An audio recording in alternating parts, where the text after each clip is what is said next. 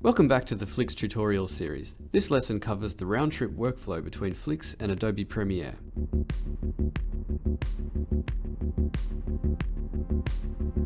First, you need to make sure that Premiere is your default editorial tool. Go to Preferences, Third-Party Apps. Under General, go to the Editorial Tool drop-down menu and select Adobe Premiere.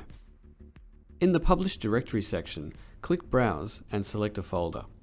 This is where your published XML files and exported assets from Flix will be stored. These settings can be enforced at both the studio level or the show level. To learn more, watch the dedicated video on Settings and Preferences. The link is in the description.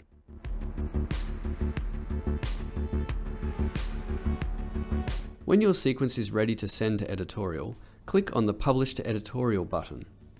Enter a comment if needed. This appears in the email notification.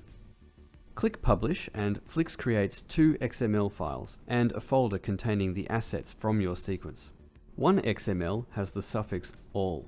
The all.xml references all the panels in the sequence. The second XML has the suffix new because it references only assets for panels that are being published to editorial for the first time.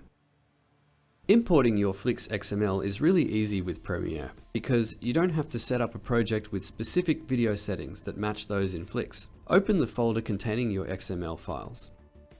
This Assets folder contains PNG files that your XMLs reference.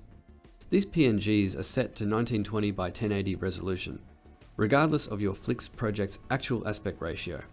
If, for example, your project's aspect ratio is 2.39 to 1, the assets are still presented in 16 to 9. But with a mask, like this.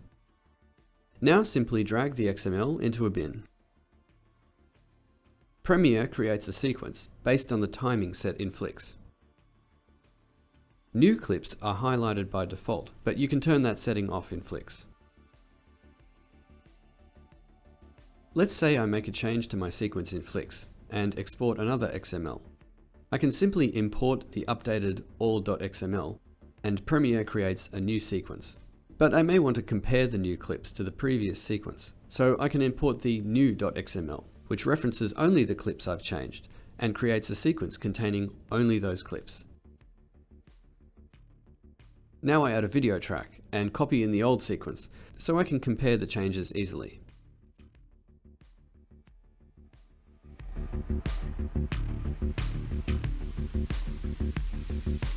To send your sequence back to Flix, you have to create both an XML file and a reference QuickTime movie of your sequence. To create the XML, go to File, Export, Final Cut Pro XML. Navigate to a folder and click Save. Now to create the reference movie, go to File, Export Media.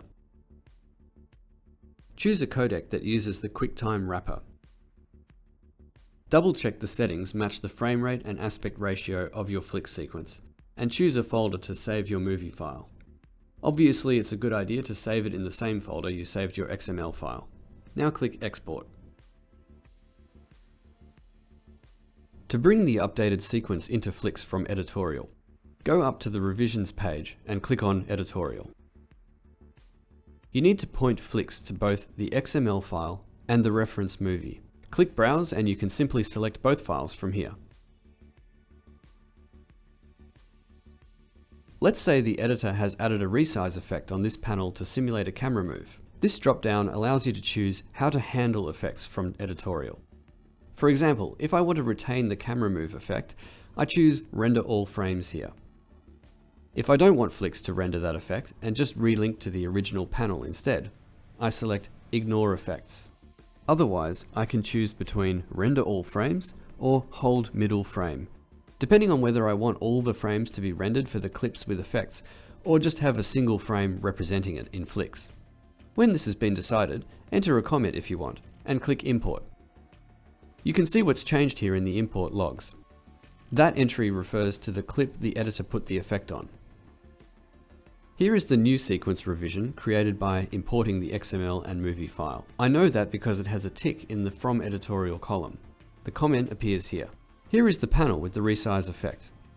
I can tell because Flix has put the ref icon on it. So I can see at a glance that it's been created in editorial, and that it is an animated panel. Story artists can always retrieve a previous version of the panel from here in the revisions column. Click the thumbnail to replace the animated panel with a previous version. Or click on the Photoshop icon to open the panel for editing in Photoshop. So that covers the basic round trip between Flix and Adobe Premiere. Thanks for watching.